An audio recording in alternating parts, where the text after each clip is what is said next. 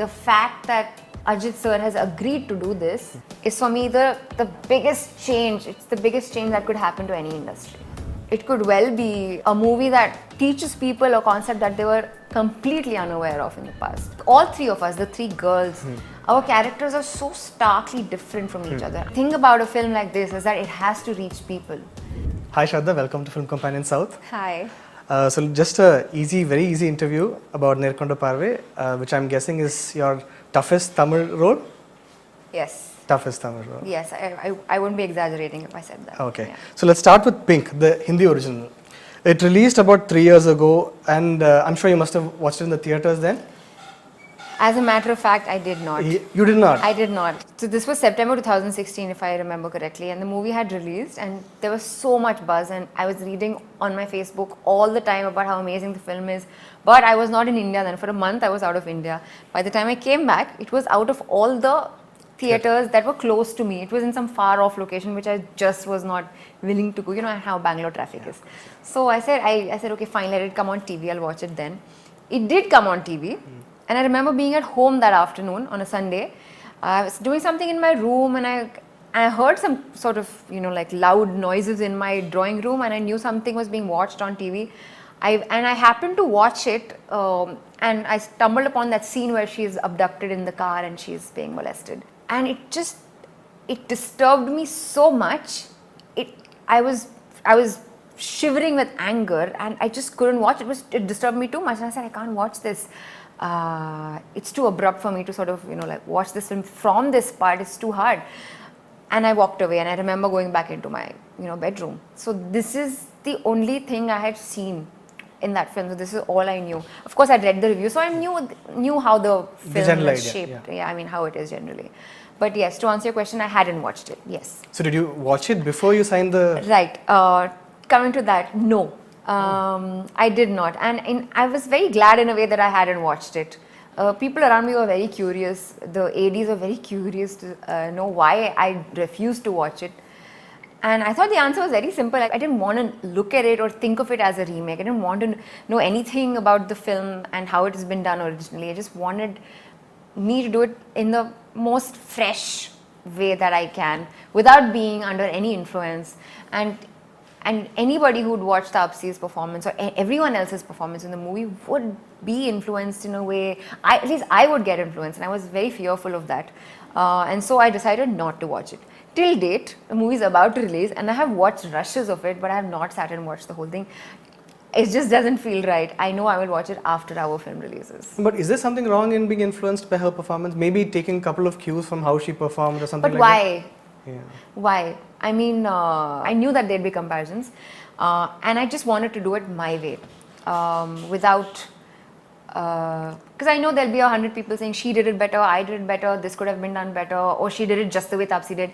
But I didn't want any of that. Like I said, I just wanted to approach it in the, thinking that this is a brand new film, and I'm doing a brand new role for me. Another thing is, one of the main reasons this film hit us all so hard is because the three women in question, they're not like, they're just like us, right? They're people we see every day. Yes. And you come from Bangalore, you can totally relate to the situation in the film and things like that. Right. But why do you think the film is so disturbing? Because it could be you.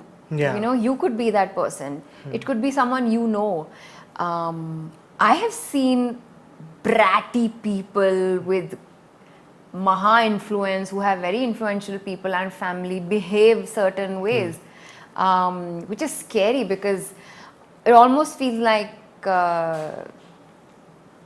you could be their next target or whatever. This could happen to you. This is why it feels so real. Being a Bangalore girl, I mean, I can frankly say the only time I remember being scared was one night when I was traveling all alone in a bus. This was probably the last bus, and my house was one of the last stops, and there were only men in that bus, and I was being glared at, and it was like a walk of shame, not like, it was like a ride of shame, where it just, I don't know, it felt really weird, but glad to say I've never felt... So you can almost sense them judging you. Yeah, you could almost sense some predatory looks, if you know what I mean. Yeah, that itself is scary. Can't imagine what So what about the process of going through all this while you're shooting? Because like you said, the abduction scene is a difficult scene to even watch. Yes. So when you go through that shooting process, what is actually going through your mind? Is it a very disturbing state of mind? It is. I remember the Nirbhaya rape case and remember being very affected by it. There was also a play called Nirbhaya which was once staged in Rangashankara, which is in Bangalore, and I have watched it, and I just feel like I get very emotional when it comes to sexual abuse, and I'm very open about avoiding sexual abuse, especially amongst children, because I feel like they're most vulnerable to it, because they have literally no knowledge about good, bad, which is another topic altogether about sexual education for Gotcha. children. Anyway, so while shooting that particular scene, and that is the scene that I had watched when I, first watched the movie, happened to watch the movie. It disturbed me a lot, and I knew that you could do it two ways. You could either just scream for the sake of it, like help, help, and then there'll be like your co-actors who'll be like pulling you, dragging you, and you could make it look like you're under immense trauma. I decided to imagine what Nirbhaya, RIP, went through when all of that was happening with her. Just the like the trauma of being alone, of being cornered, of being fearful of your life and your friend's life, and all of that together. Just it was a self-inflicted experiment, you can say. But this was my approach of doing that particular scene, and I remember being exhausted by the end of it. Of course, sometimes the camera focus isn't right, the vehicle speed isn't, because the camera was in front of us in another car, outside to the side. There were several takes, several shots taken. At the end of it, I remember my screams had become screams of please Let's finish stop. this, let's end this. It's making me really, truly emotional. So yeah, so many things. So what is Vinod telling you all this through this thing? Is he asking you to like don't focus so much on the emotions, just be in the scene, be in the moment, or is he trying to comfort you and say, "Oh, it'll get over soon, it'll get over soon"? I think he's more the former. Okay, he wants you to go through the pain. He's a man of very few words. I'll tell you this. And what he does tell you, you have to like listen. You have to like really sort of focus on what he's saying, because he'll drop these gems in between, like these directions, like some very beautiful things. He'll say very beautiful analogies that will strike you, and then suddenly you're like, I could do it like this. But like I said, it was a very working with Vinod sir was a beautiful mix of you do you, and I want exactly this. Okay. So it was this and that together. See, when you do a film like this, like when you said it's so relatable, you feel like it can happen to you. Yes. That might not happen with a lot of films that you do, right? Yes. But when you agree to do a film like this that is so disturbing and painful, is there a very different acting process that goes through your mind, or do you approach it the same way, like the usual systems that you have in place? No, this one definitely requires a lot of pre-planning and thinking, and your creative juices flowing. Not every film needs it. I'll tell you this. If someone asks me what preparation did you do for that film, sometimes I'm honest enough and say there was no preparation. I just went on set and I did what came to me, and I did what felt right for the character. There is that X amount of preparation where you think about your role, but film like this really needs a lot more. All three of us, the three girls, our characters are so starkly different from each other. I'm Meera. Yeah. I will react at the drop of a hat. I sometimes ask for trouble. I'm extremely I challenge someone. There's a scene where I'm saying, what are you doing? Come. You come in front of me. What are you saying all this on a phone call? Come. Nerla vada. I tell him. Yeah. So someone like that who knows that it could be risky, but she's still asking for it, because she's angry and she doesn't think too much. She's very impulsive. Reacts like that, like reactive metal. There's Abhirami's character, which is the other end of the spectrum, where she's the one who sort of sits us down and tells us, hey girls, we're here for a reason. We're working hard to live a good life. Why do we need all this trouble? Why do we need the police? Then there's Andrea, and we had to consistently be that character throughout. And it was a graph of Meera's character, who's so strong on the outside, and how she comes to terms with what's happening, slowly starts breaking down, and then there's a court scene. So much is happening, characters being questioned, and all of that. So there was a lot of thinking that had to be done. There was a lot of physical traits that you had to show as Meera, the bold girl. Like, she'd stare you in the eye, she doesn't bat her eyelids too much. You know, that just shows that doesn't shake her head too much, talks like that, very straight, stuff like that. All this is Vinod sir's inputs, by the way. Okay. Yeah, so all this helped. And for me, all my years of being a woman, and from the day I realized that as a woman, you will be looked at differently, you'll be looked as like an object of desire, or you'll be looked at sleazily. I remember I was 8 years old the first time a grown-up man winked at me sleazily. I was just 8. It's been several years since then. And it's been an incident after the other where I did not react because I didn't know how to, how much of a reaction is enough for a man winking at me. Do I tell my dad, that man winked at me? So you're at a loss for, what do I do? What does this call for? You know, how do I react to that?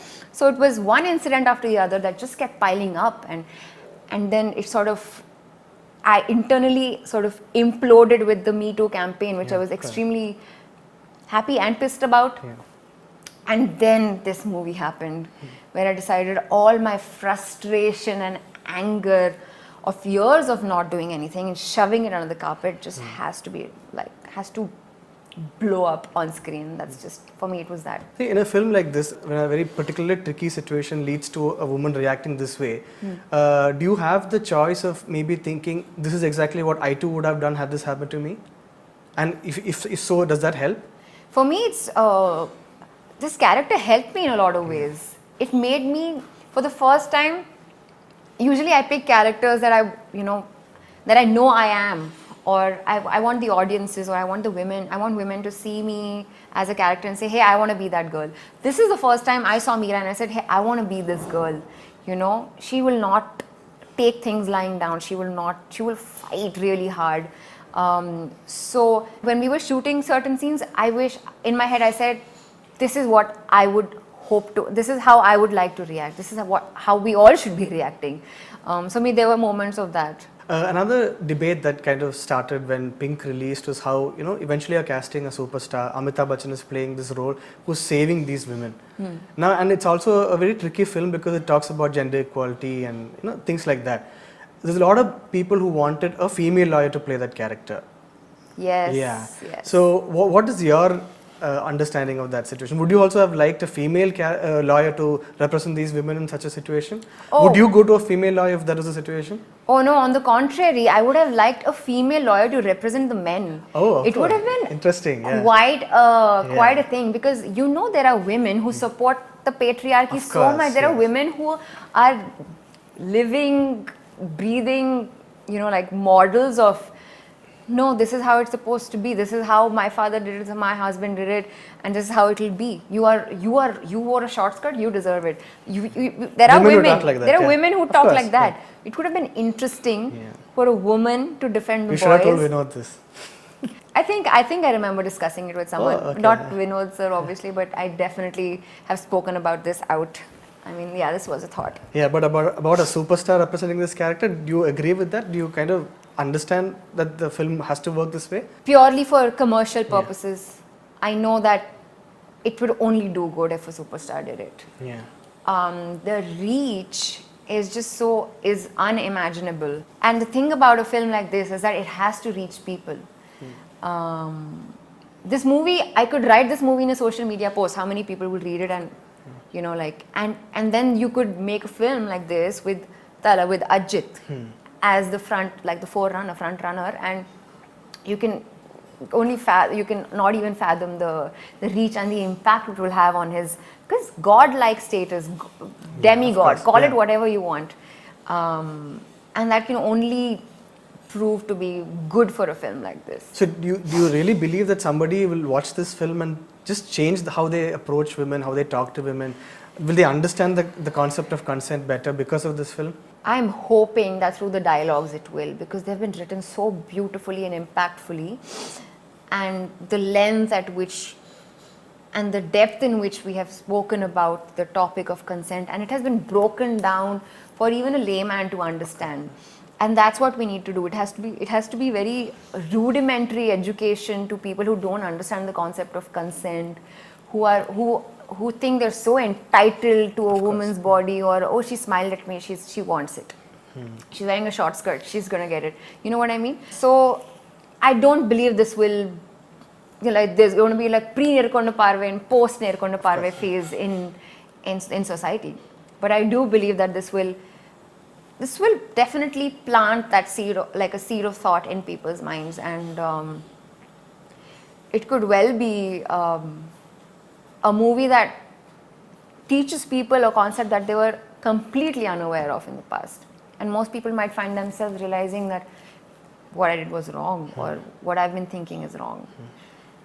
It's just a start. It's not going to be the thing, but it's going to be a start. Okay. Another thing. This is basically, at least in the second half, it becomes a courtroom drama, right? Is it your first courtroom drama? Is this my first? Yeah. Yes. And you're basically, for the majority of the second half, you're inside one small box, and the cameras or sitting on a bench. Yes. Acting wise, like, is it very limiting, or does it kind of free you because you can just perform it within that box and that space? It's very freeing. It is. It doesn't. I don't see why it would limit anybody. When you're really in the thick of the moment, I remember that shot where they say, "Meera Krishnan, please come to the witness box," and I have that slow walk from the bench where suddenly I'm like, I'm fighting this case. I have assaulted somebody and I'm accusing him of certain things. And now I have to speak the truth in front of people. My father's sitting at the back, he's watching me. So it's all these things. And that moment became really real. It felt so real, that slow walk, and you can see everyone's eyes on you. It felt beautiful. I mean, it felt very cinematic and beautiful. You know, when I'm standing there and I'm saying, Ivangella poi solranga sir, you know, and I'm like with a very stoic face, because there's a storm inside me, but I'm saying, these guys are lying, and I'm here to tell the truth, sort of thing. So it was all very, very cinematic and dramatic, and just like, I don't know, I feel like I just felt helpless and strong inside that witness box, clinging onto it when I felt broken, but like leaning on it when I needed to speak out and scream. So it was so many things happening inside that little 3 feet by 3 feet box. And also because it's a very dialogue-oriented film, right? Was it very daunting when you made that decision to act in a Tamil movie which required so many dialogues and so much speaking? Absolutely. Okay. Absolutely. Like I said, I feel like this has been a very challenging movie from the word go. They wanted me to look a certain way. I had to lose some weight for it. The dialogues were lengthy, and then there is the pressure of, you know, like, we have certain number of days to shoot. Ajith is going to be standing opposite you, and you can't be taking too many takes. Tamil does not come naturally to me. It has been a period of learning. It has been a process of learning. It was very daunting. You know, there were moments. I mean, I had started preparing for the film even like a month before the movie we even started filming, and there were some key scenes which I knew, like, I would really think of and dream of every night, because it was so scary. I guess you come out stronger. When you talk about the Hindi film, no, even though Amitabh Bachchan acted in the film, his role in the film is in the capacity of a great actor. You need a great actor to do this film. Right. But then when we try to make this film in Tamil Nadu with a star the size of Ajith, who's a star more than an actor, right? When he comes into the film, were you ever worried that they would dilute some of the messaging of the film, or some of the real essence of the film? Because now I can see that there's a fight scene and things like that. I was never worried, because I knew that no matter what they add, they will retain this. They were very sure of. That the essence of the film nothing will be like shaken. Okay. Just the sort of foundation of the film.